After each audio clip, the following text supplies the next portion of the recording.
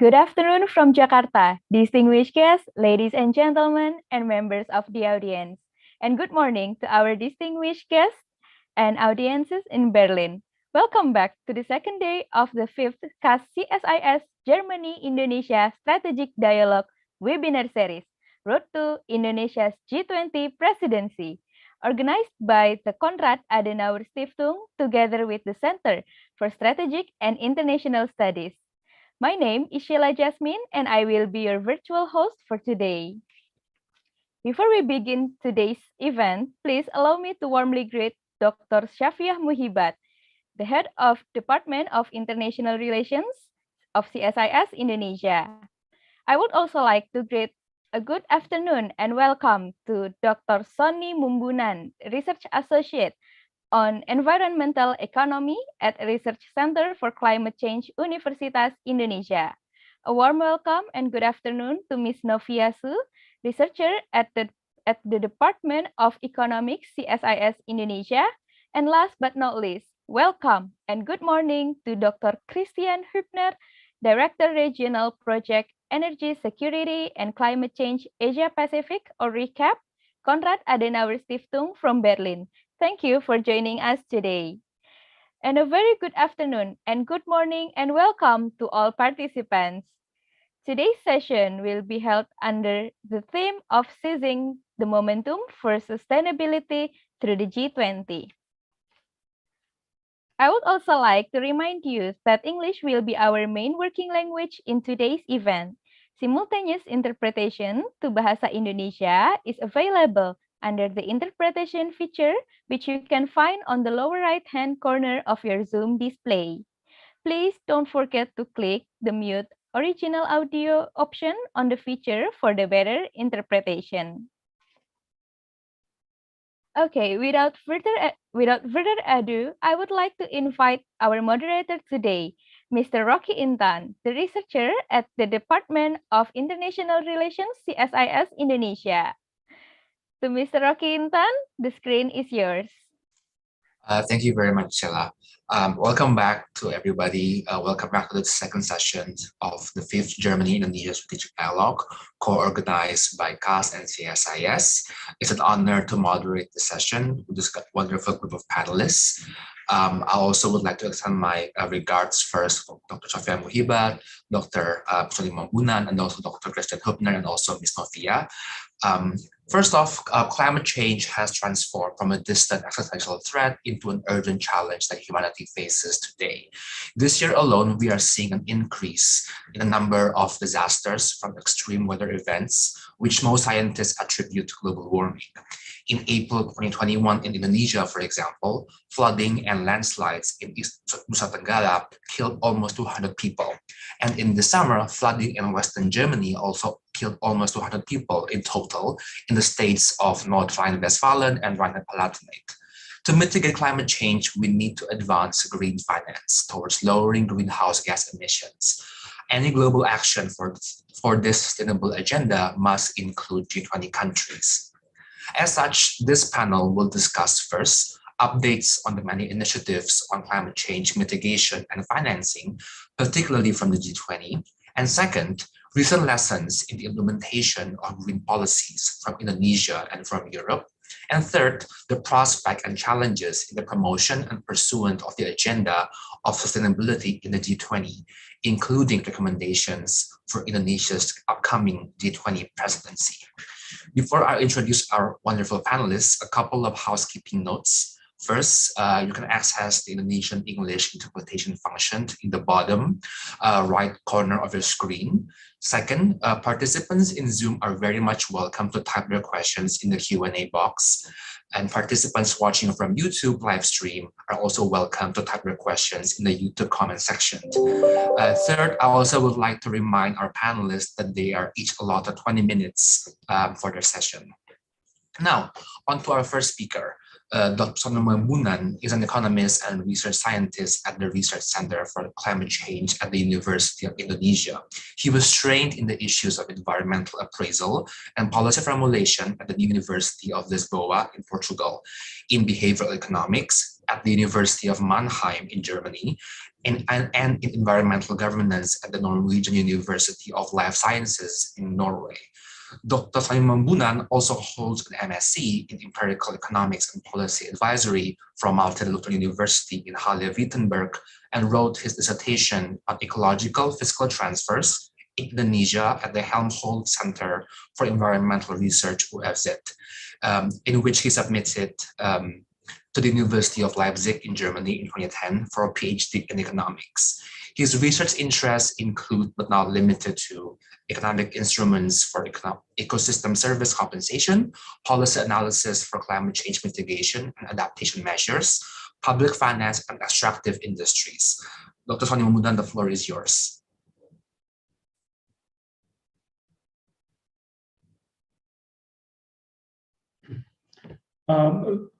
Thank you very much, Rocky, for the great opportunity. Good afternoon here in Jakarta. Please allow me to share a presentation slide. 1 minute.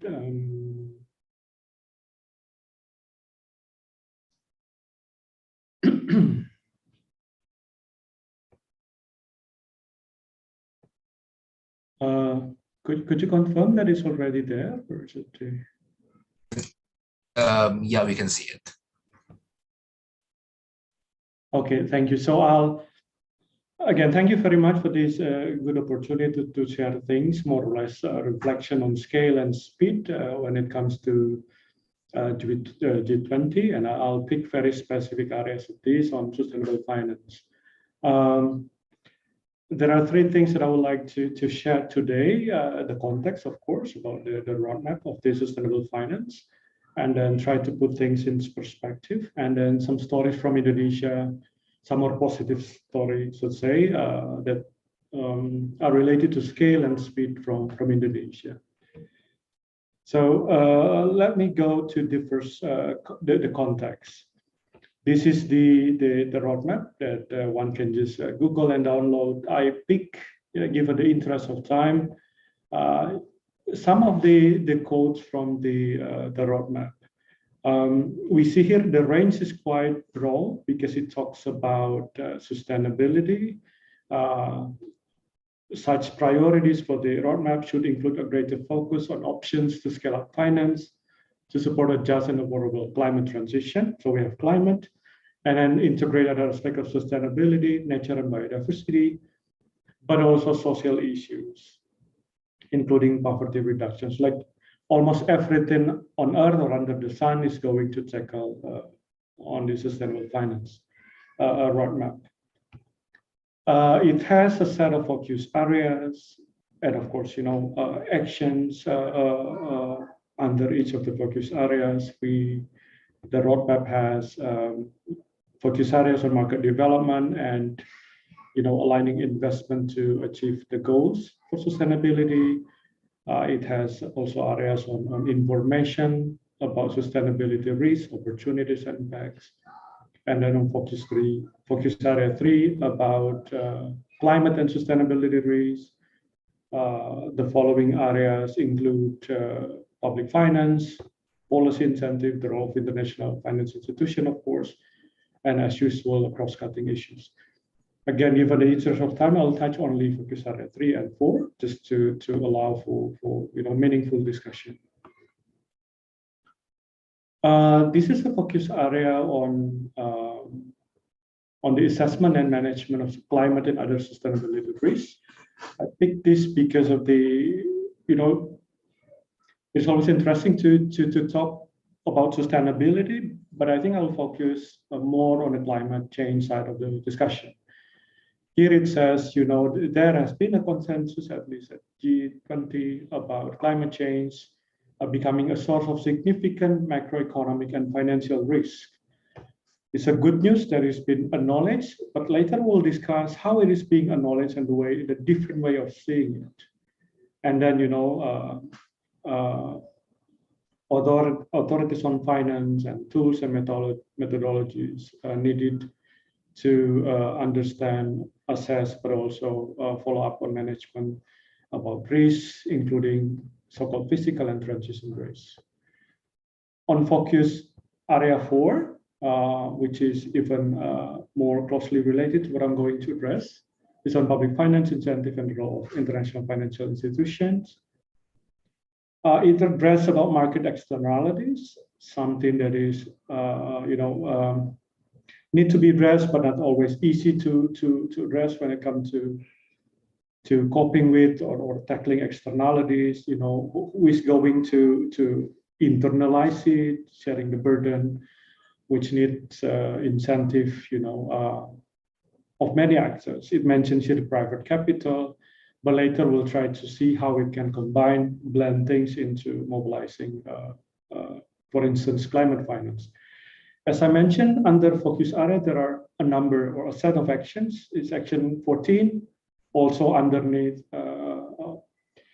this action, there are some possibilities. I pick one. It mentions here about assisting country authorities in developing sustainable recovery strategies and delivering against the nationally determined contribution, or NDGs, and SDG and biodiversity goals.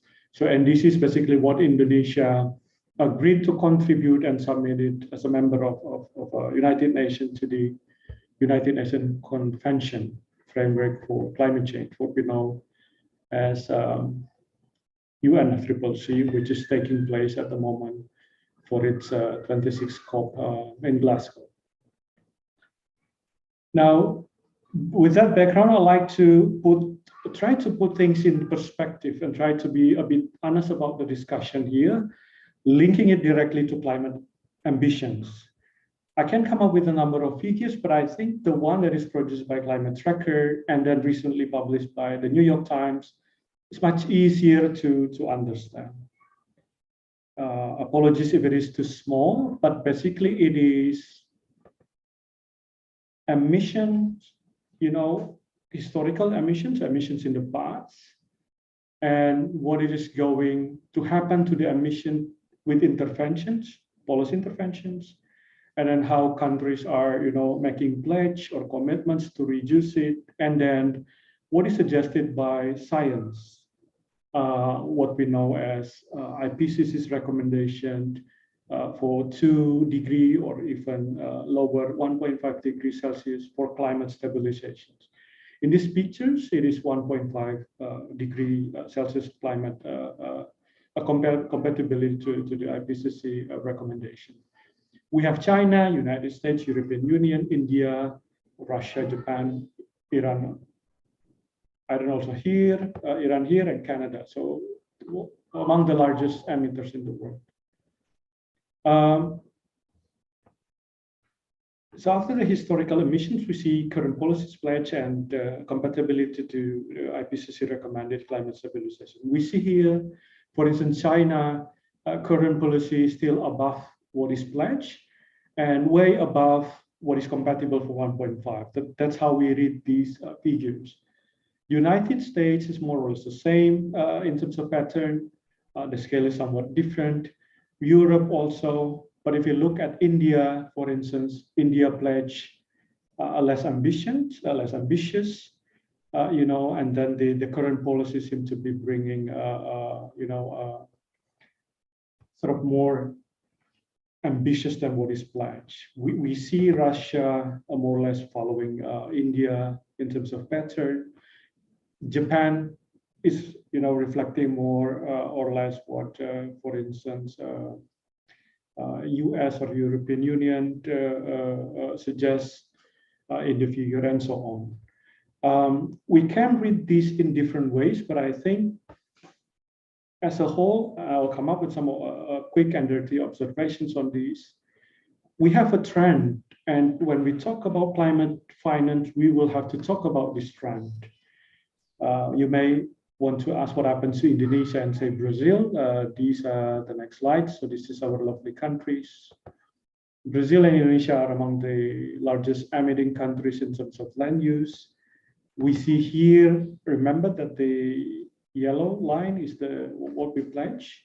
Current policy is sort of the estimated or projected using the current policies, the black one, and then the compatibility to climate 1.5 degree stabilization, the blue one. So Indonesia is below the pledge one, but still far from 1.5 degree, more or less like what Brazil suggests. Now, these are countries, some of them, most of them are members of G20, and they need to tackle climate issues given these conditions. They have pledges, they have, politically speaking, current policy in place, and may have impacts in the future. And they're also aware of, or at least know about what the IPCC is recommending about climate stabilization. Now, what is my observations on this? If I may comment, there are different interpretations. Even if the science say 1.5 degree stabilization, there may be some different interpretations in terms of scale, the speed. We see different, pathways for pledges, for policies, for what is informed by science. Different interpretations in terms of urgency, what is urgent for others, maybe not so urgent for some others, ambitions. And this may also define the way we understand momentum and opportunities. We know that they're also competing for resources. We have to pick which resources go into which areas or policies, or even more specifically, which interventions. And now we have COVID-19 pandemic. Those figures, I guess, were made before pandemic kick in. So now we are competing even harder with COVID-19 pandemic. So these are the realities that we are expecting. We have different people with different preferences, with different interpretation of things, scale, speed, and so on in each countries. Indonesia has seen different possibilities when changes of government in our, cooperating countries. For climate cooperation changes, things are also changes. Indonesia has different administrations for different presidencies also. We have seen and witnessed how things change. What is not really changing is the science. The science doesn't really care with the, the social, economic, political constellation as mentioned. The science is like the 1.5 degree Celsius climate stabilization. It doesn't really care whose president you pick or you are taking side on. It doesn't really care what is going to be the next Bundeskanzler in Germany or in other countries of the world. The physics of climate science is more or less established and fixed, and it continues like what is suggested by the United Nations panel on climate change. So this is what we are more or less see at the moment. We need to tackle, we need to address.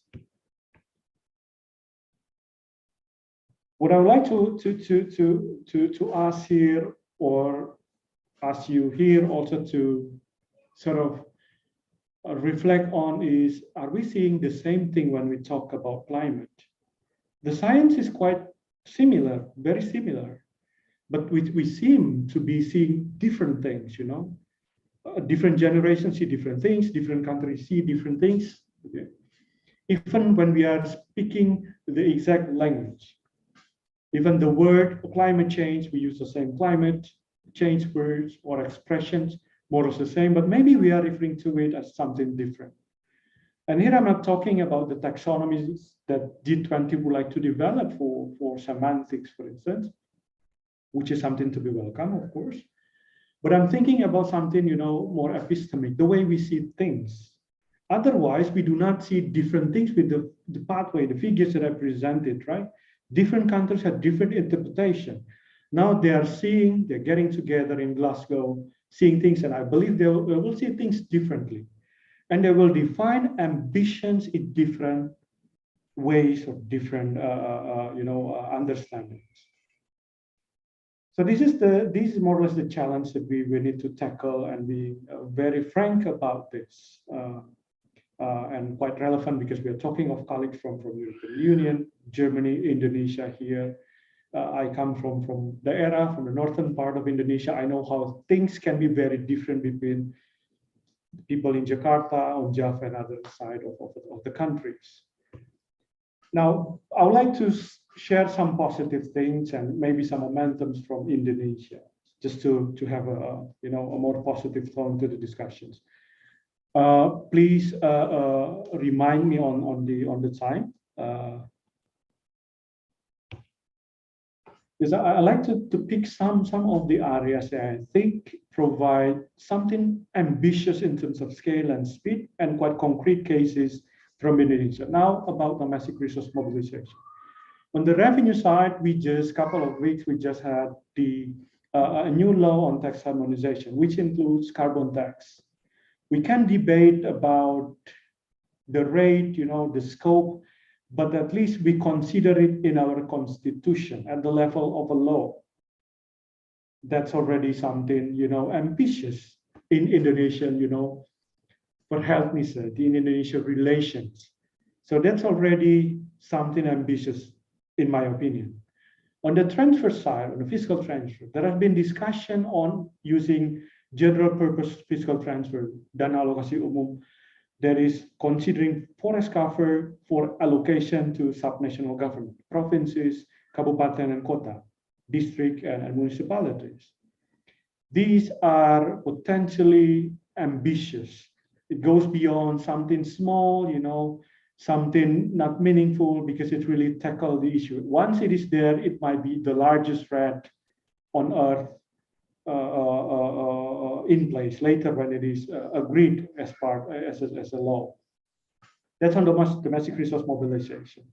Domestic global resource mobilization, we noticed that Indonesia has the world's first sovereign green sukuk or green bonds. Green sukuk is the Islamic bonds, which has a clear underlying assets. But this is the first of its kind. It's sovereign in the sense that the government of Indonesia issue it and then insure it. But then it is, bought by global investors. So this is something that we need to share. This is very, very, I guess it's quite ambitious. Something that we do not anticipate, but then when it is there, it's quite ambitious in mobilizing private, but also integrating public finance. We had also the world first low carbon development planning, linking low carbon and then development planning. Now, the challenge is linking these to the fiscal framework, which because of, how do you call it? Pandemics, we sort of missed it last year, but I think it is being integrated this year. These are important because Indonesia has its own issues that needs to be addressed. I'd like to come up with the last slide on this about the notion of scale and actually on speed too. I'd like to invite you to go to Tanah Papua, so provinces in West Papua and Papua. It has almost 90% forest cover at the moment, okay, around 40 million mega hectares of forest. Now, if it reduces its forest cover, even only to 70%, it would release 3.5 gigaton carbon dioxide. What does it mean? It means that the 70% forest cover, okay, it would release 3.5, and it's equivalent, it's more than Indonesia's all emission 2030 from business as usual projected emissions. Very huge. 1.2 times. It is equivalent to more than 3 times of all Indonesia intended emission from all sectors in its NDC submitted to the United Nations. So it's a huge thing. This is not discussed properly at the moment. Reduced emission is the main discussion at the moment. We do not talk yet about carbon stock at the moment. The new purpose policy, regulation has already considered it, but we haven't really meaningfully discussed it. So this is the scale that we are, having at the moment, and we need to bring this into the conversation of G20. Thank you.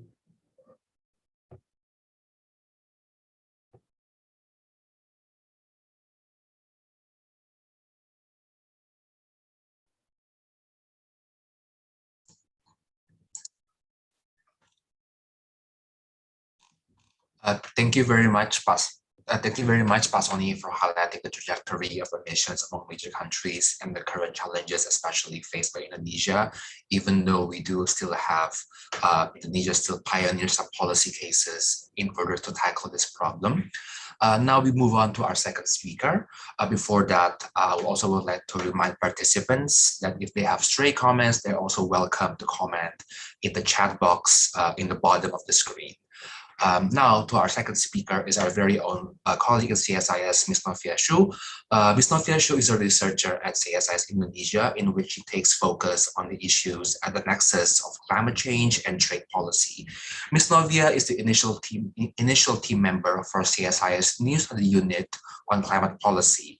Prior to working as a researcher at CSIS, she was a research assistant to Professor Mariel Kapangestu. Ms. Novia obtained her Bachelor of Economics from University of Indonesia and Masters of Climate Change Science and Policy from Victoria University of Wellington in New Zealand. Novia, the floor is yours. Thank you, Rocky, for a very kind introduction. Let me pull up my presentation.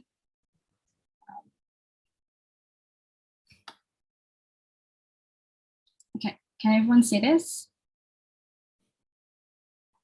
Yep, we can. Yeah. Thank you, yeah. Novia. Thank you for the opportunity. So I would like to take this opportunity to discuss more about how we make the G20 commitment into reality to support our sustainability agenda.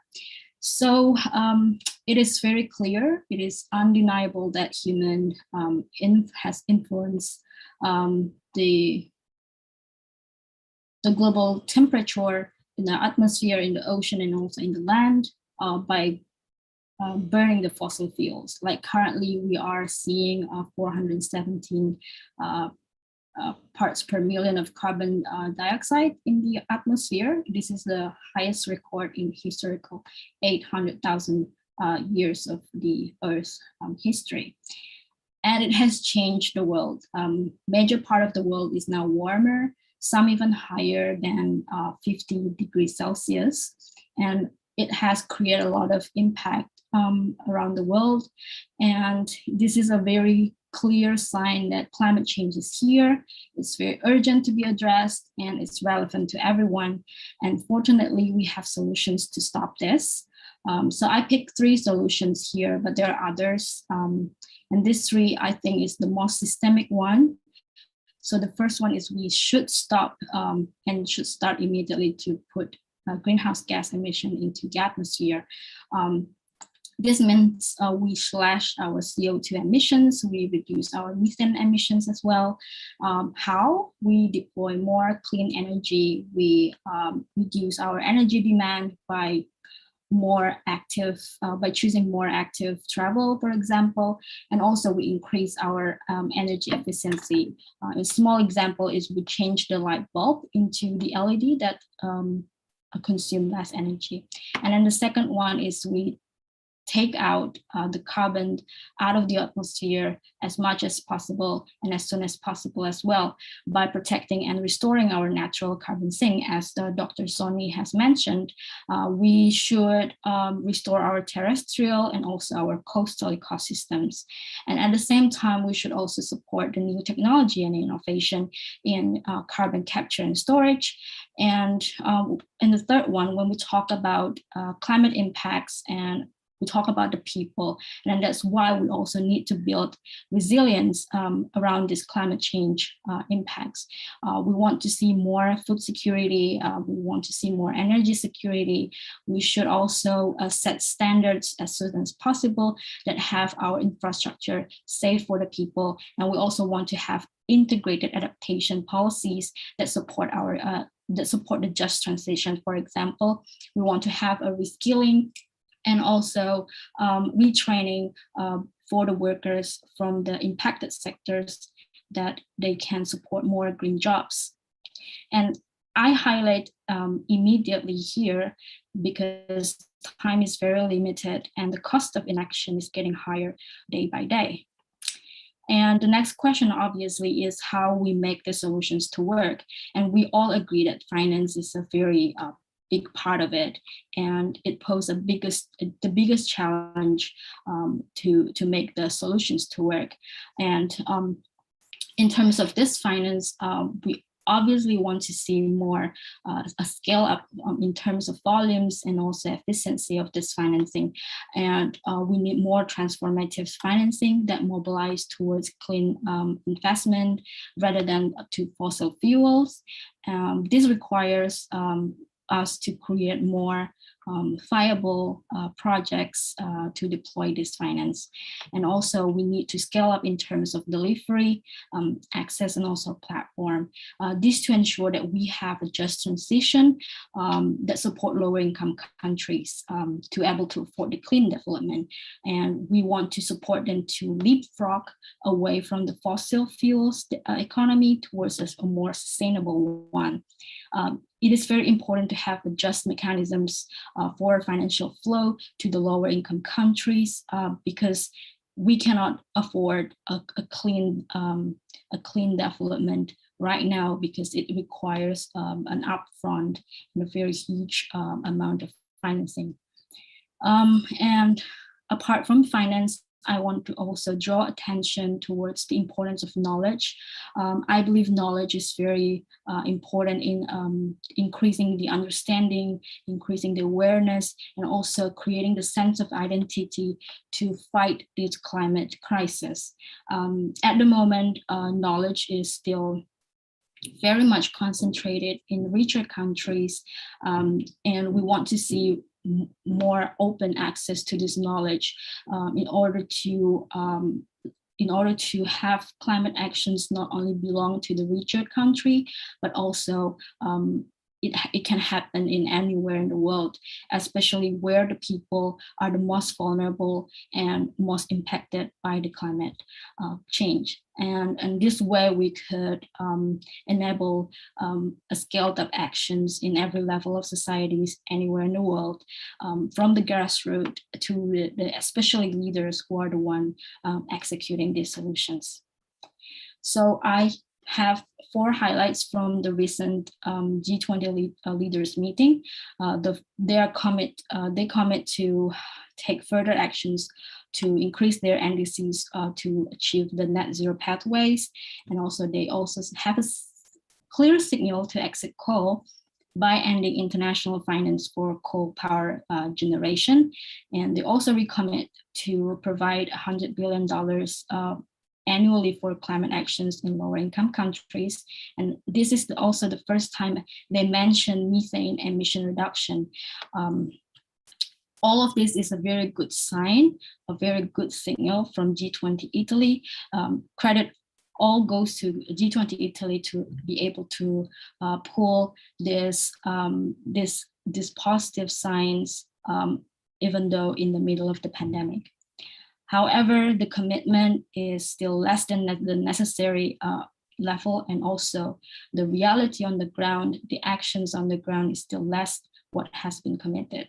So I would like to talk about deeper more in on the points that I raised. The first highlight is on the net zero commitments.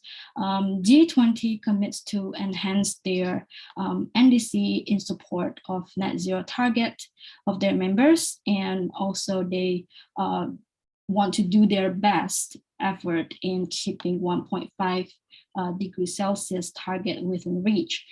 Positive notes is from Turkey that finally they ratified the Paris Agreement after they passed the commitment to have a net zero target by 2053. But concerns over different NDC targets remains, especially the ambiguous one like Indonesia, Turkey, Mexico, that they state to reduce their emission relative to business as usual. This allows a multi-interpretation about the real target of the carbon emissions. I wish to see that Indonesia, for example, to increase their and update their NDC to a more concrete and more real target emissions. For example, they can have a emission reduction relative to a certain amount or a certain level of emissions in a particular year, for example, in 2015 or 2010. Okay, and then the recent report from the UNEP, they calculate the emissions reductions based on the G20 members submitted NDC, and it is far from what is necessary. It shows here that the G20 members committed NDC may have potential emission reduction of 4 gigatons by 2030.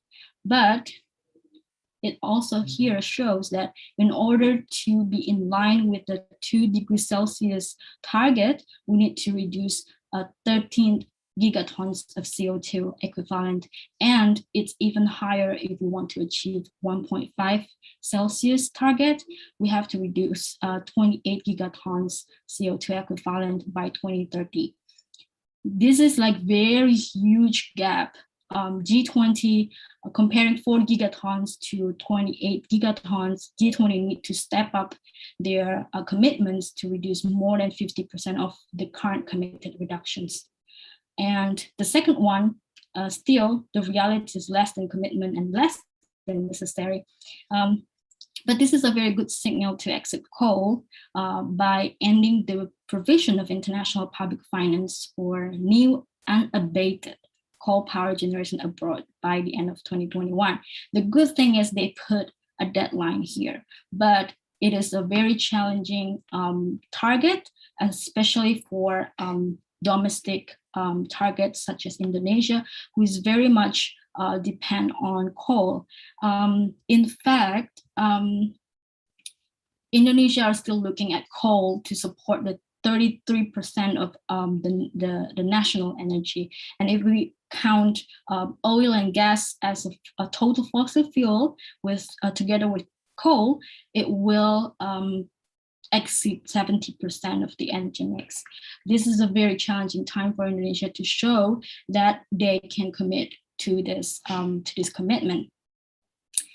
And then the next one is the commitment to provide $100 billion finance for lower income countries. We all know that $100 billion is very small compared to the estimated needed climate finance up to $4 trillion per year. But we still keep this $100 billion as the icon of the good faith and trust. Even $100 billion, we are very, it's hard for us to achieve this target. Even the latest figure in 2019, we fell short of $20 billion. The 2020 figure is not yet out by OECD, but it might be lower due to COVID-19 pandemic. And also there's a couple of concerns over the climate finance because mostly the finance distributed as loans rather than grants. And there's a tendency to incorrectly count the development aid or project as climate related, even when they don't exclusively target climate actions, such as what we see from Japan. And also there is a distinct discrepancy between adaptation and mitigation. Only 25% goes to adaptation, despite the Paris Agreement aimed to balance adaptation and mitigation. Mitigation has a higher proportion because most of the finance is targeted towards clean energy, more corporate or commercial purposes rather than adaptation. And then the fourth one, regarding the methane emission reduction, we welcome this commitments very well because methane has 80 times warming power than CO2.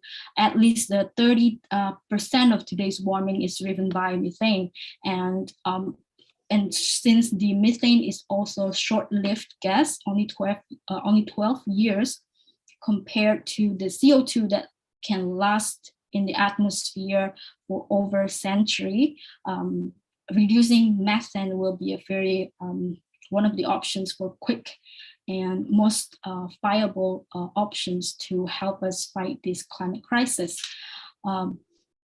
Following the G20 at COP26, I think just yesterday, more than 100 countries signed the pledge to reduce 30% of methane by 2030, but major emitters, including China, India, Russia, Turkey, a major part of the G20, stays out of this pledge, even though they just agreed to reduce methane 3 days ago. And also we need to, although we welcome this commitment, but we should not let this commitment to sidetrack the commitment or our progress in reducing CO2 emissions. And also, I know the fifth one here is not listed at what I highlighted before, but I just want to draw more attention here to the progress on fossil fuel subsidies removal by the G20. Although they have committed to remove fossil fuel subsidies since 12 years ago, there is still little to no progress on this. Fossil fuels mentioned only once in the short paragraph, and they use a very indefinitive and also ambiguous wordings like phasing out and rationalize. But both words is not equal to removal, okay? And so that's why we still see a very much high fossil fuel support until now. Although they say there's a small decline in 2020 for the support for fossil fuels, but it's a very insignificant because it is the decline is driven by the decline in oil prices and also induced by COVID-19. And also COVID-19 shows once again that we are very deep rooted in fossil fuels economy. The report from UNEP shows that low carbon recovery measures have received only 15% of fiscal investment and policy focus to that. This has a potential to lock in the carbon in the future and expand higher carbon emissions as well. And also shows here a large part of the recovery comes from a small set of advanced economy. This has a potential to widening our inequality. So removing fossil fuel subsidies is important, and it needs a comprehensive reform in fiscal and welfare policies, as well as substantial pivot towards low carbon investment in support for long-term social and economic growth. So overall, I just want to say that G20 Italy has been very successful to deliver a clear signal for the sustainability agenda. But this to remind that without real concerted domestic delivery, the G20 legacy might not last for long, and a very heavy burden on Indonesia's next year presidency. But we are hopeful. I stop there, Rocky. Over to you.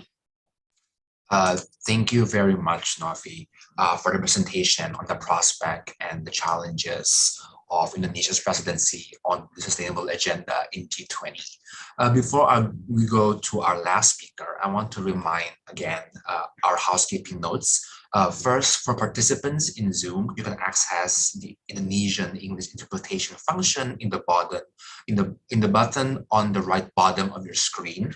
And second, participants in Zoom are also welcome to type their questions in the Q&A box, while participants watching from the YouTube live stream are also welcome to type their questions in the YouTube comment section. Now, last but not least is Dr. Christian Hübner. He has been the Director of Regional Program for Energy Security and Climate Change in Asia Pacific for the Konrad-Adenauer-Stiftung since July 1st, 2019. Before that, he has been the head of the Regional Program for Energy Security and Climate Change in Latin America for CAS.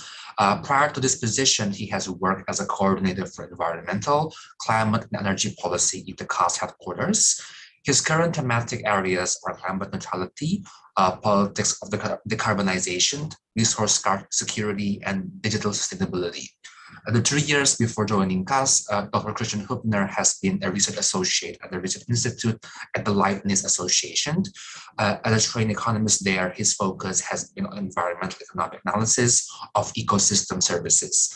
Dr. Christian Hübner, you have 20 minutes.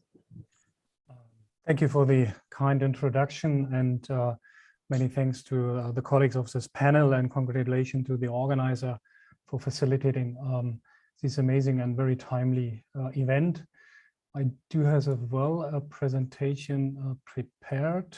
I hope you can see it.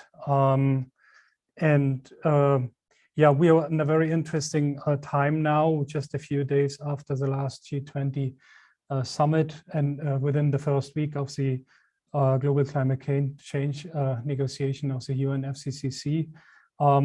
Before I'm going to jump in and bring in a German perspective, which will reach out a bit on the global perspective and providing some collaboration opportunities on the G20 level, let me bring in as well some observation from my side to G20 and climate policy. I totally agree what Novia said before. There is a good signal coming out from the G20, but there's of course a lack of implementation on domestic actions. I think a good signal is as well that in the last 20 years, the number of climate policies within the G20 countries increased, covering today more than 2/3 of total G20's emission. But all this is, of course, not enough to achieve the Paris Agreement goals, which are necessary to avoid threatening climate change impacts. I share the analysis and observation from my other panelists in this panel. Beside lack of political willingness to achieve here really some global solution, there are well some climate policy gaps. For instance, the removal of fossil fuel subsidies, introduction of energy reduction schemes, the reduction of industrial process emission, incentives for fuel switching and development of carbon dioxide removal, support for renewable and cooking and heating, cooling purposes, and planning strategy for urban development. And another observation I always have when I watch out to the countries, how they want to implement our climate policy, is there's some incoherence in policy goals, like on the one side supporting the renewable energy, but on the other side, a lack of complementary fossil energy reduction policy and maintenance of emission-intensive infrastructure, or subsidizing fossil fuels and taxing the energy in the corresponding sector. These might be some low-hanging fruits which could be solved out very easily with some certain willingness. Now let me jump to Germany and bring in some German perspective. So let me start to give you a very brief update of what is currently going on in decarbonization in Germany. So you can see here the most updated energy mix of Germany, total primary energy supply. As you can see, there's still more than 70% covered by fossil fuels, and the minor part by low carbon resources, renewable hydrogen and nuclear power. But what you can see here is the overall decrease of total primary energy supply, which is first impact or first observation of energy efficiency measures, which are increasing, which is a positive signal, of course. And another point here is, of course, that the renewable energies are increasing over time. And if you put it out a bit to the sector, for instance, almost 46% of Germany's electricity generation comes currently from renewable energy. So it's almost the half of it at all. But on the other side, other sectors like the transport are basically covered by oil, for instance. So there's still much to do as well in Germany, and therefore the energy transition policy is taking huge steps and accelerating. Next year, Germany is going to phase out of nuclear power fully. And the next step then will be the coal phase out for 2038. The coal phase out currently very highly debated again due to new climate targets in Germany. I will come back to this later in a few minutes. And on the other side, of course, we have the situation that in Europe and in Germany, there's some kind of energy crunch, which is affecting as well certain countries in Asia. So the question, of course, is how to hold on some kind of energy security. So the question, which kind of gas could be in the future, is another topic which is discussed as well in Germany now. Where want Germany to go? Germany within the European Union. So the European Union announced just this year that it would like to have until 2030 a minus of 55% carbon emission against 1990, and will be climate neutral in 2050. It's a huge step. The European Union started a huge legislation package to achieve this. It's called the Fit for 55 package, covering a lot of individual measures from increasing efficiency in the building sector, cleaning the transport sector, and much bring the emission trading system to the next level. So a lot of things are part of this. So that's a huge things currently going on here on the European level. And Germany would like to do all the things a bit faster and a bit more comprehensive, maybe. Germany would like to become in 2030 or reduce its carbon emission by 65% compared to 1990 and become already in 2045 climate neutral. So this is a huge step. These climate targets has been improved just this year by a court decision of the Constitutional Court in Germany. There was a group of young people who claimed that they are violation of the iteration and generation in terms of climate change, and they become right. And this is a bit the result. So the government has to react in Germany and improve its climate targets. So as you can imagine, 2045 is not that very far away. And doing all this process is a huge challenge. Germany is working since many years on the implementation of this energy strategy. So it's not starting by zero, but anyway, the challenge to achieve these kind of goals are very, very challenging and needs the willingness to accept a lot of change. How might Germany in 2054 look like? Currently, a lot of studies and reports in Germany are coming out. There's almost no week passing without a new, very big and comprehensive report analyzing the different path, how to achieve these goals with all this different energy mix options which are available. But I think there are some observation which leads all a bit in the same direction at the end. The energy mix at the end will look like a lot of part will be by direct electricity from renewable energy resources. Green hydrogen will take in a huge part, and e-fuels, so that actually are the synthetic carbon neutral fuels developed by Power-to-X technology and all this different dimension. The final energy demand will increase as well by improving the energy efficiency on all levels. But that's not enough.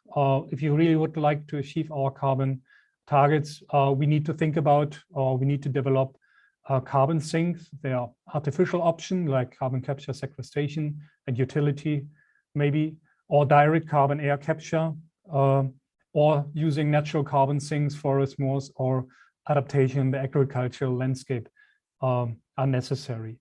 And this is still not enough. If you really would like to do all these changes, green energy imports as well necessary. A lot of discussion is going here on the field how to facilitate import routes for green hydrogen, but as well to improve or develop the grids in Germany to import direct electricity. To achieve all this, the transition is a huge challenge with a lot of change which are necessary. There are different paths how to reach it. There might be option that we will face at the end some kind of balanced technology, mix with direct electricity, using green hydrogen and e-fuels in a balanced way. But there could be, of course, some emphasizes by different political meaning in terms of focusing more on hydrogen or direct electrification or on e-fuels. So there's something that needs to be decided in the next years. And all these transition are really a crucial change. The energy market needs to be changed a lot to adapt a massive extension of renewable energies from wind, photovoltaic, and hydrogen. New energy market design are necessary, and carbon pricing, of course, needs to be improved. The transport sector will change a lot into e-mobility, but the freight transportation, passenger rail service, bus service, air traffic will probably use more hydrogen or e-fuels. The building sector needs to be changed a lot by increasing the building owned renovation rate to increase energy efficiency. The change of energy system in the building sector needs to be improved with a big reach out of ground source heat pumps, for instance, and especially for the industry, the core of the economy of Germany. A lot of change as well are necessary in terms of improving material and energy efficiency, in terms of a real circular economy. New innovative carbon neutral processes needs to be developed, and a whole new industry park is necessary to hold our energy intensive industry, which are important for the German economy in terms of cement, steel, chemistry, for instance. And all this needs a big infrastructure. So this is something that really needs to develop. New grids are necessary, hydrogen import infrastructure is necessary, transport infrastructure is necessary. So this all change of the energy landscape in Germany really demands a huge change on a lot of things in the economy that will really change the energy landscape in Germany. All this is very costly. The impacts of the corona pandemic was as well a big debate in Europe and in Germany. And I was a bit surprised how fast this direction went into a build better back narrative. I remember last year when the discussion was, okay, how to confront this pandemic, how can the governance of the European Union help to or incentivize recovery programs. There was really a small part when some stakeholders said, okay, maybe we don't focus too much on green development, focus more on income security, but then very suddenly a build better back narrative become the overarching narrative in this whole debate.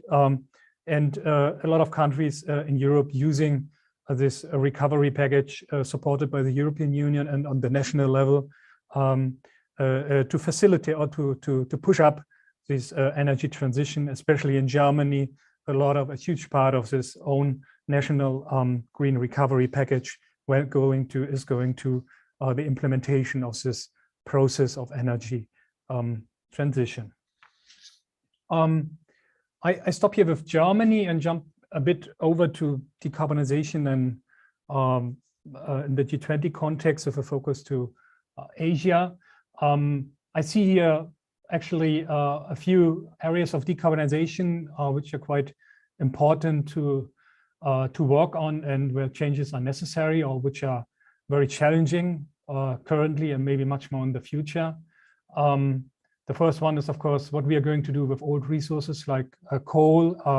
The question of coal phase out is continuously debate now. And the G20 summit just came up with some initial results how to solve this in the future. But nevertheless, coal is there and probably a lot of the country are going to use coal in the future as well. The question here is how to do it in a more or less climate friendly way and solving out in the same way the stranded asset problem. Carbon capture, utilization, storage might be a technology to solve this problem, actually using still coal, but in a climate-friendly way and storage carbon somewhere under sea or use it in industry processes. I think the current state of the art of this development is currently not really adding real value to the climate change problem, and a lot of investment has to be done. The question here is really whether all this investment in this technology is making sense if you score up a bit into the future, where you have maybe much more other option of renewable energies available. So this is something that governance has to decide by its own, of course, which way they want to go. Interesting is here as well, Germany needs to have an eye on this technology or other carbon sink technologies or improvement. Maybe this is as well something for collaboration or cooperation in technological way. Other thing is, of course, if we talk about decarbonization, we are going to need much more energy transition minerals. This graph here is just highlighting the assumed decrease of revenues from the production of coal, and at the same time the increase of selected energy transition minerals, which are probably see in the future. So we still see some kind of resource security challenge that's coming, which needs to be targeted and solved by good international cooperation, but we are not facing some monopols in this regard. And on the other side, we really need to think right now, when we start now to develop all these energy transition technologies, like wind power, solar panels, battery storage systems, that we are making all these things circular, in a real circular economy. That actually means we need to reduce reusing and recycling materials. And this has to be done in a very early stage of this industrial processes, because if you do it now, it's much more easier later to recycle these materials than the other way around. So this is probably definitely something where Germany as well on G20 level and internationally can collaborate and provide some interesting opportunities. Hydrogen has been touched by me a couple of times. I think it's a very crucial technology. It's an energy carrier which can be applied by many industry sectors. Question here is, of course, if we want to use it in a decarbonized and green way, which kind of hydrogen we want to use. There are different options. So we can use it from renewable energy, the green hydrogen. We can use it from nuclear power. We can use it from the coal or from gas, together with CCUS technology, for instance. And there are much more other opportunities to use it. So this will be some question we need to solve out if we use this technology in the future. But the truth is, if you really want to use it in a sustainable way, we'd have to take care that it's without extra carbon emission. And it provides a lot of opportunity against other energy carriers, as this is very easily transportable, for instance, in the ammonia format. And just to pick up some number, currently Europe is a lot of projects are working. Asia is coming next. So I think there's a huge interesting development observable in the hydrogen sector, and that will definitely contribute a lot to the decarbonization around the world. Other thing, grids. If we want to decarbonize, a lot of problems in terms of grids needs to be solved out. We are facing much more electricity coming from renewable energy. So a few large power plants will change into small power producers. Centralized national markets will move into decentralized markets.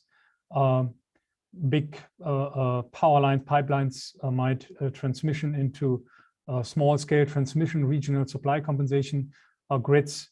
And we don't only have, again, a top-down approach. We will have both direction with a lot of technology and smart technology and digital technology within to coordinate this. But by all this, we should not forget there are still some, in a decarbonized world, options for bigger power link and grid process. Just to mention here, this a famous project of Australia ASEAN Power Link, which will bring renewable energy from Australia to Southeast Asia. Maybe we're going to see some more of these projects in the future. Carbon pricing, a big issue in decarbonization policies. In Asia, we have a lot of we have more and more countries who are jumping into these carbon pricing approaches. Maybe China with its national emission trading system this year. Other countries who have this under consideration. We heard it, Indonesia is set to introduce a carbon tax. And in this way, we face as well some controversial approach by the European Commission with its carbon border adjustment mechanism, which will in the future affect the international trade in a certain way that products that are going to export to the European Union needs to pay some extra duty corresponding to the carbon emission of this product. The idea behind is that the European Commission would like to balance a bit the higher carbon prices within the European Union compared to low carbon prices outside of the European Union. So carbon pricing is definitely something we have an eye on it, and I see as well a lot of cooperation opportunities in finding some common ground on carbon pricing. This is a bit the end from my side. I have highlighted here a bit more the decarbonization side and some opportunities which I see in this field for cooperation in the future or right now. And many thanks for your attention, and I'm really looking forward to the discussion. Thank you. Thank you very much, Dr. Christian Hübner, for the succinct presentation on Germany's experience in its energy transition and other global opportunities for countries as well. Now we move on to our discussion session. We already have several questions. First is a question from Satrio Santoso, an alumni of Ateneo, the Davao University. It's a big question, it's a larger question for Pak Sonny Mumbunan. He's asking whether it's possible to achieve net zero by 2050, and whether recent tragedies around the world, for example, as I said before, in Indonesia and in Germany, in forest fires, flooding, and deforestation can play a role in pushing states to pledge and act further towards combating climate change. Second question is for Ms. Novia from Maria Catherine, and she's asking whether you agree with Novia in whether the attention to climate change is higher than ever, particularly on how it is being addressed as the main agenda for the high-level multilateral and bilateral meetings, including in G20. And the third question is for Dr. Christian Hübner. He's asking whether what Indonesia can learn from Germany, and on a larger scale, what can ASEAN learn from EU in combating climate change? As an addition, as a moderator, I also would like to ask Dr. Christian Hübner to probably talk a little bit about the prospects of global climate change cooperation and policies in the upcoming new German government. We heard that there's a government led by SPD and FDP in coalition with the Greens, whether this coalition government will probably enact more environmental policies in the future from Germany. So first, probably over to Pak Sonny on the first question. Thank you for the questions. There are a number of questions. So I'm reading the chat box. Right. Recent tragedies such as forest fire and so on, pushing states to pledge and act towards combating climate change. I'm not really sure whether there is a fact of that or no. I personally believe there are consideration that is influenced by these occurrences, especially in countries like Indonesia, where forest fire, including peat fires, represent quite large, portions of Indonesia emissions from combined from land use and so-called land use and land use change. Of course, compared to the 2010, which is more than half of Indonesia emissions. But for the combined land use and forest fires, now I think it's below 40. So there's been some progress if we compare to the emission that we reported in 2016. The point is, it may, I think, influence the way we think about policies. If we look at, for instance, the way what we document and submit to the UN, for instance, it explicitly mentions pit fires, for instance, in the first NDC we submitted. I'll double check in the second one, the number doesn't change, but then there are no longer statement in the table on pit fires. So there are some effect of the what you call tragedies on the way we approach our emission reduction. Now, whether the net emission can be achieved or no, one thing, it's based on modeling things. The second one, even if it is based on modeling, achieving it is a result of many things and actions. And these are things that we discussed before pandemics. And Christian just mentioned how things can be shifting toward, ways that we don't really anticipate in terms of COVID pandemics. So whether we can achieve or no, it's a subject of discussion. And, if we see different analysis, that different interpretation on achievability. But I think what we need to see is the global picture. I put deliberately some pictures on what is recommended by science and what is being, pledged or committed by countries or member states. For instance, we see there is a significant gap. And even if we are fully committed to our NDCs, there's still quite non-negligible gap to what is suggested by science.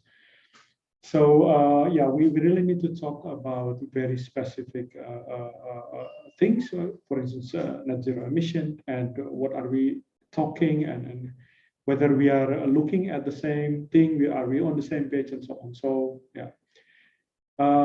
Another question would be, sorry if I forgot the.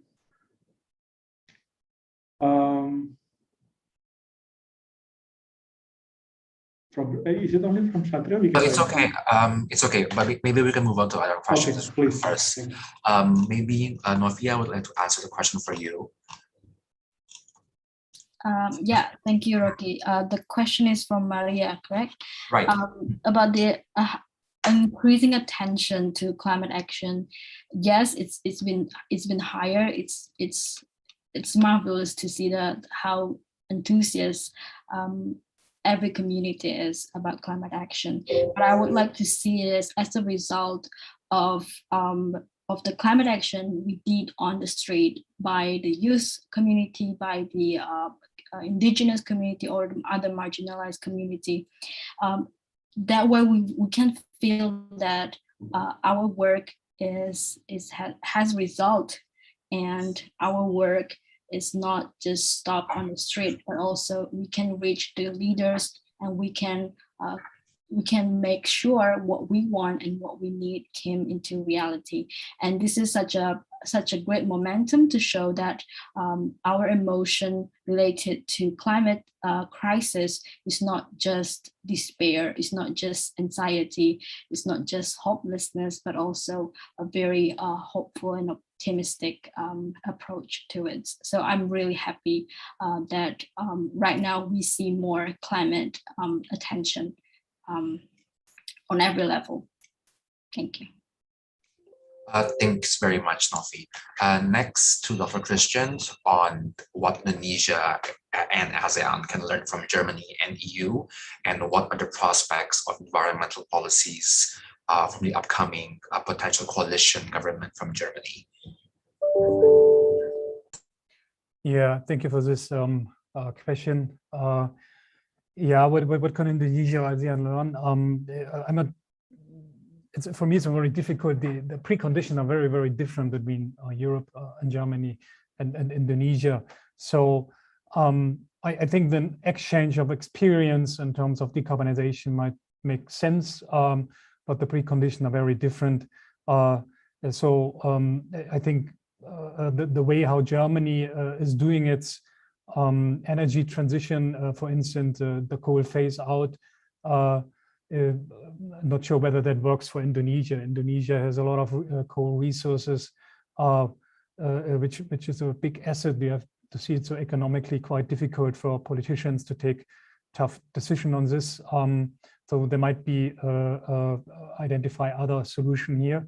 But I think what makes sense is maybe to have a good cooperation on certain aspects to how to use, for instance, carbon pricing and implement a carbon pricing mechanism. I'm not that familiar with the carbon tax Indonesia is now implementing. But Germany has quite an experience in terms of emission trading systems. European Union has it on a European level, exists emission trading system for the power sector. Germany started last year a national emission trading system, including as well as the transport sector and the building sector. Interesting how this is working at the end. So it was something the first time Germany is doing this. There's a lot of learning curve Germany has go through.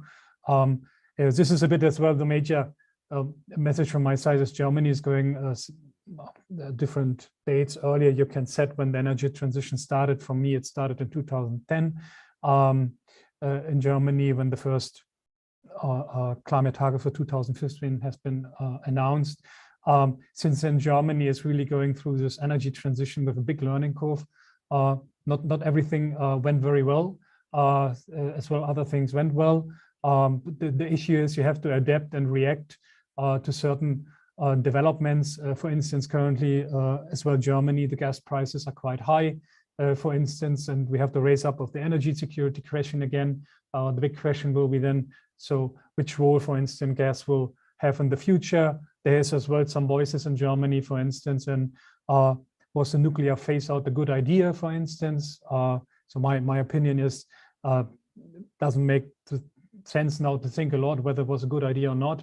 I think the point of no return already has been achieved in Germany. Investment decision has been done. So I think it doesn't really make sense now to get back to this. This is a bit something maybe Indonesia might observe how Germany is doing this, but the direct adaptation I think is very, very difficult. The conditions are too different from my perspective, but in terms of using renewable energy technology, there might be some collaboration possible in terms of capacity exchange in this technology. There are some opportunities. I think a good collaboration might be the best here to learn from each other, maybe. Watching out a bit into the future, very difficult. I don't the negotiation between the new traffic light governance, and that's how we call it in Germany, or the upcoming possible traffic light governance are in process. I think they are going to go ahead with this energy transition. The targets are very challenging, so they have to set the path and facilitate as well the financial flows to make all this happen. That will be a huge challenge. But I think currently it's really too early to watch out what are the real plans here in the future. Maybe you can ask me this in January or February next year again, so then things will be much more clearer. Thank you. Thank you very much, Dr. Christian.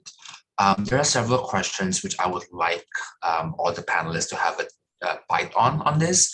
First is the vaccine gap, because obviously the theme of Indonesia's upcoming presidency is recover better, recover stronger.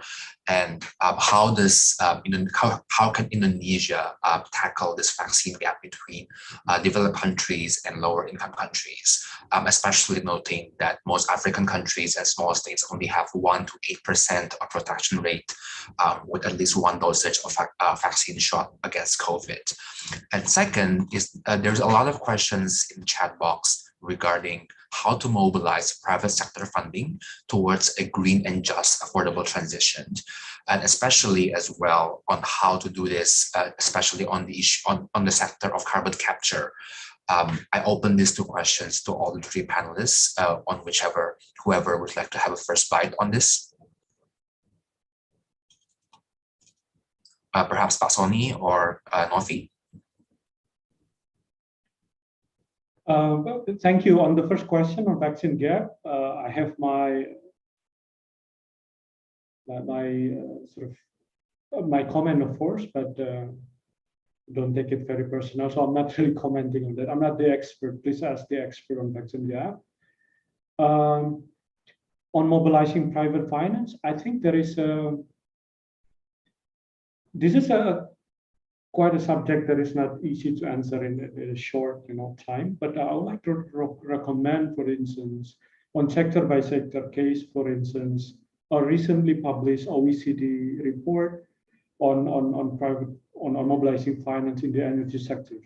It is one of the most complete, comprehensive report tackling different areas of governance, investments, policies, cross-cutting issues. I strongly recommend that.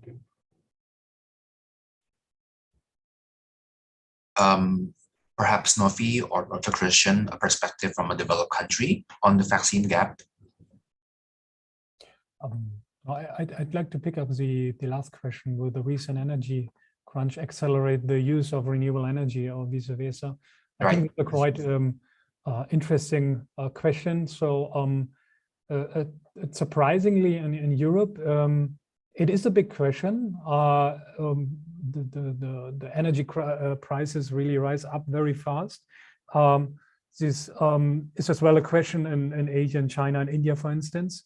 In Europe, my observation is this question is totally treated differently from this climate agenda, which is currently taking place. So this is a quite positive signal from my side. So it's a bit in line what I observed last year when this recovery package of the European Union has been implemented, that directly switch into a Build Better Back narrative. This is the interesting question here. So in Germany, I observe a discussion that gas might be some bridging energy source for the future, which are necessary. There, of course, is a question how to set enough incentive for a gas power plant park to work in this kind of new decarbonization environment. But at the end, I think this energy crisis is not really changing long-term climate targets as well, not in Asia. I don't see it currently in India and in China. But maybe this energy crisis is as well pushing a bit the thinking that to avoid this kind of energy crisis in the future, we need to accelerate the decarbonization process and make a renewable energy very fast and available at all time. Thank you very much, Dr. Christian. Novi, perhaps on the vaccine gap issue? Yeah, Rocky, I also want to jump in with the vaccine gap. I think vaccine gap is a same, like, comparable, same big issue with the current crisis that we face right now. And in order to push more even distribution of the vaccine, we need more leadership, I think, from the developed countries who own the intellectual property in producing those vaccines, and also to help the delivery, and also to help the access to the vaccine from the people on the domestic side. Will need a reform in how our social protection works, especially in Indonesia, for example. We still see that our social protection is not sufficient to even cushion the regular economic crisis, let alone this pandemic crisis blow. So we really need to see more and more concrete solutions on the ground, especially in domestic, but both also in the international as well. And also regarding the carbon captures and storage, I think it's important for us to keep the technology innovation alive. We should see every options that we have to limit the leakage of the carbon, or also the methane from the oil and gas exploration, to help us better in achieving our 1.5 degrees Celsius target. But we should not hang all of our hopes into this technology, because this is technology, it might fail in the future. What we have, what I believe the most viable one is to shift from the dirty energy to clean energy from with renewable energy. And for the government and also the business sector, I also think that more and more profitable to shift from the fossil fuel to clean energy. So, yeah. Thank you very much, Novia, on the carbon capture elaboration. Just to elaborate a little bit on vaccine gap, there was statistics recently coming out from the New York, I think reported by Financial Times, that cumulatively developed countries have given more booster shots, third shots against COVID than the total number of first shots in low-income countries. So there actually is a big question on how to do this equity in a vaccine gap globally. And related to that, there's also a question on first coming from Maria Catherine to Pak Sonny, and also Amelinda Bonita to Novia Shu. How can we push for domestic changes within Indonesia in order to reflect what has been agreed upon in G20? Because as we know, what has been agreed upon in G20 is not binding. They're merely communiques. And secondly, related to this, there's also a question from Maria: how do we actually make what has had agreed upon in international forums on climate change be translated into legislation in Indonesia and other countries, especially the Pak Sonny? Pak Sonny, Novia? But okay, I'll start first, Pak Sonny. Let me answer the question from Bonita. I think Indonesia could do differently by having a more focused discussion on the target that we want.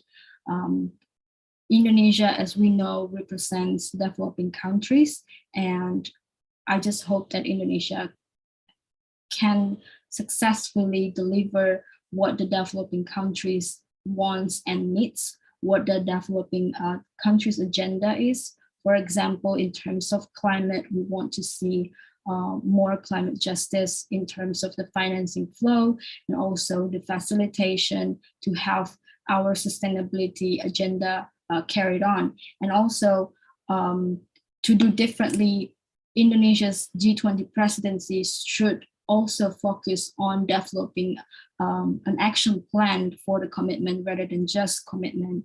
And also we need to, in order to have a concrete action plan, we need to talk about the taxonomy in terms of climate financing, in terms of climate justice, carbon market, for example. The taxonomy right now has no specific standards of what we want to have. And also in terms of translating it from the international agenda or commitments to the domestic one, it's $1 million question, I think. But what we think would change the game is if we can have a domestic reform in terms of fiscal. That's the first thing that we can tackle first. The fiscal, the taxonomy, or the social protection, as I mentioned before, is one of the options that we can see. Thank you, Novi. Pak Sonny? Thank you. This is a very good question. And I'm looking at the box on the different, why there are different perceptions, and then later on why, and it will also affect the way we answer, or we try to answer things like, how do we address these under or beyond a G20 framework? These are different because policy-making process at the level of nationwide is just made by different people, representation, political persuasion, tendencies, and so on. And that's why it's different between countries under the G22. But even within countries, there are also differences. I mean, I've been following the issue like more than a decade. we see under one administration can be different than compared to another administration. So it is something to be anticipated that these are different.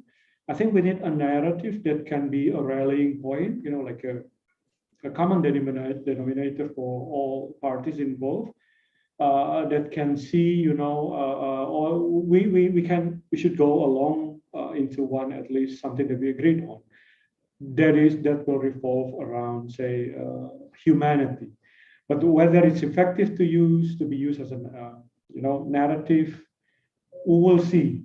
We will see what happens in Glasgow next week. Do they agree on at least the least denominator? We will also see. Now, let me reflect this on Indonesia within a single country. I'll pick up on, say, the so-called taxonomy. We noticed that if an OJK, the Financial Authority, and Ministry of Energy and Natural Resources, they developed two different ideas about this. So can you guys imagine, even two ministry and agencies in Indonesia have different ideas about one thing? How should we talk about taxonomy, let alone between Indonesia and Germany, you know, Indonesia and peer countries? So that's sort of more or less the challenge that we have. And those who have been following the issues in Indonesia, even emission targets, you see different ministries have different ideas about this. So policy coordination is easy and nice to say, but very difficult to implement.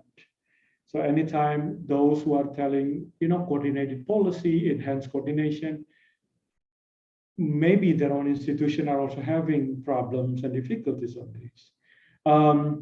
In Germany, we'll see what happens to the next administration. It's quite different than the existing one. So the way things about climate change may also sort of deviate. We don't really know. I'm not really an expert on which way it will go, but at least anticipate what Indonesia has in the transition between SBY, for instance, and Pak Jokowi. You know, these are two different things. And yeah, so that's life. That's something that we need to anticipate. And by saying that it's life, I would also like to reflect on one thing. I tweeted a couple of days ago, the climate modeling, it's really talking about natural science. It ignores mostly about social science. So when it says carbon price at such dollar per ton, it doesn't consider, you know, that people are different, political interests are different. And that will define, you know, the rate of carbon price. It can be very low like in Indonesia or very high in Scandinavian countries. Why it's so different? Because of political preferences, political understanding, and so on and so forth. I think these need to be, and CSIS is well positioned to understand this. I would expect that the political department at your institution try to see why things go that way, because I think the discussion, the discourse in Indonesia, going too much into natural science when it goes about emissions. If we look at our emission commitments, you know, reduce emission commitment, it's really natural science. It overlooks discussion on political, you know, dynamics and so on. So I think we need to sort of take that into consideration too. Thank you very much, Sonny. Now, I would like to invite Dr. Christian Hübner to have a bite on this question, especially first on the carbon capture. What is the experience of Germany on the technology of carbon capture? How has Germany scaled it? And whether that bears any lesson for Indonesia? And secondly, the question from Pak Hayu Aswicahyono, a researcher at CSIS. What is the progress of ESG reporting globally, worldwide, Indonesia and Germany in this particular? So to the second question, so I will try to give my best to give a good answer here. So first, carbon capture sequestration technology in Germany. To my latest knowledge, I think 10 years ago or much earlier, there has been already some initiative going on in Germany to investigate and doing some research on this technology. At this moment, the public perception was very low. There was a lot of people has been really scared about this technology, whether it is really the sustainable solution. At the end, it has been allowed to develop this technology, but it has been maybe a bit regulated almost to death. So it's really difficult to do this in a way that is allowed to do it by law. But this might change a bit with this new climate targets which we do have in Germany, because it is necessary. We need to use this kind or maybe alternative technologies to achieve our own climate targets. So that's why I assume that much more research will be done now in this direction. I think there are some pilot research projects in the North Sea.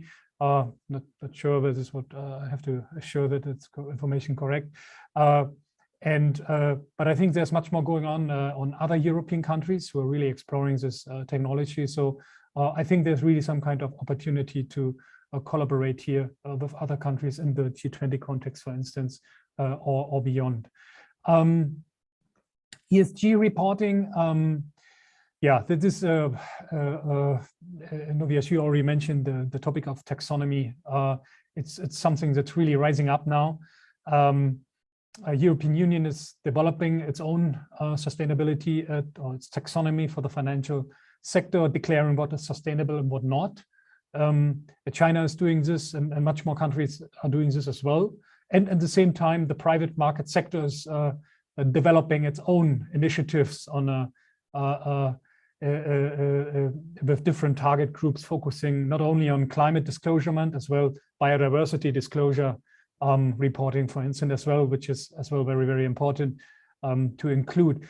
I see here really a moment coming to us on this regard, and a lot of where currently I see that the private sector is a bit ahead than the governance sector, who's developing its taxonomy, the private sector, but not every stakeholder in the private sector is attending to this ESG reporting, but more and more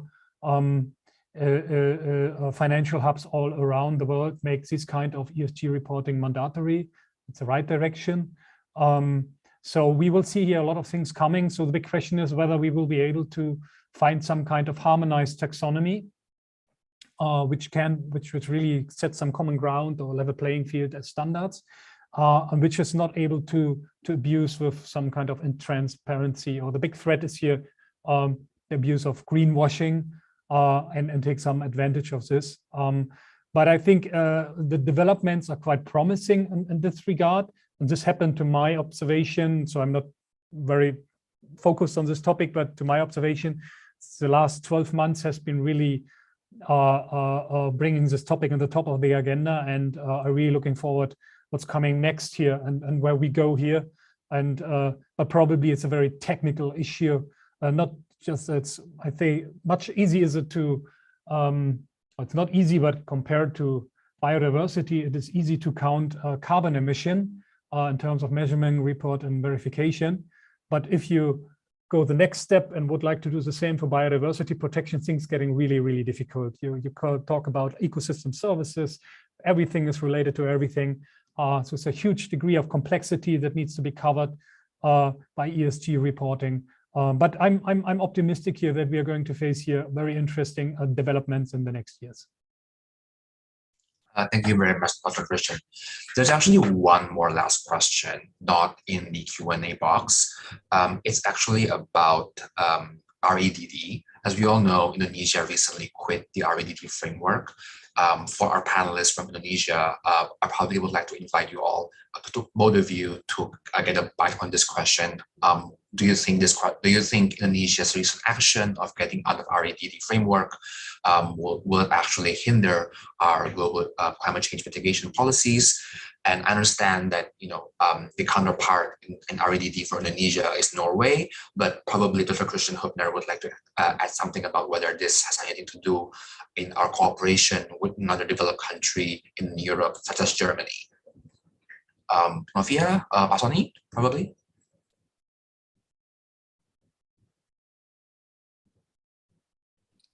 Okay, let me jump in first before Sonny.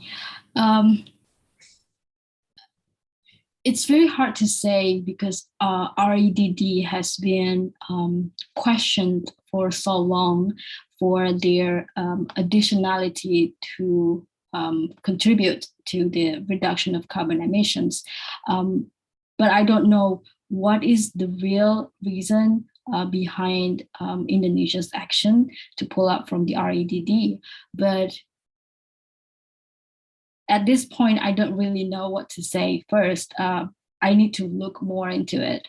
But REDD and also like CDM is part of the Kyoto Protocol that has been questioned for quite some time. And probably from the COP26 right now, we will see more on this when they maybe perhaps finalize the Paris rule book that we can talk more about this actually. Thank you, Novi. Perhaps Pak Sonny or Dr. Christian? Christian may knows it better, probably.